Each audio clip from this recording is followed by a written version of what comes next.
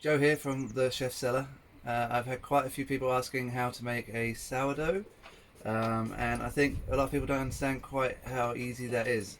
So if you want to make sourdough at home, you want to avoid leaving home and going to the shops, it's as simple as this. You take some flour, and don't be too fussy about the flour because we're not in a time where we could be too fussy. Take your flour in a bowl,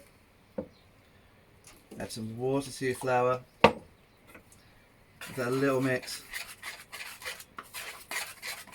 and now that just needs to grow for about 5 days, and each day you're going to do roughly the same thing again. You add a little bit of water,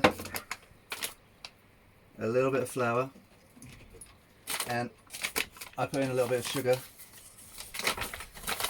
Just give it just like a tiny little bit of extra easy burn calorie, and then mix it each time.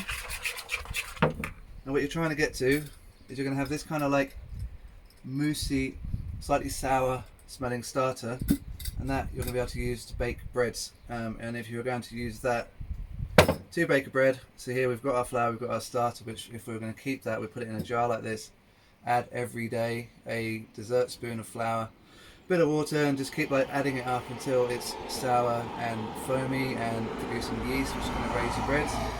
But in this case, I've already got my starter. This has been going for about 5 days, so I'm going to take this.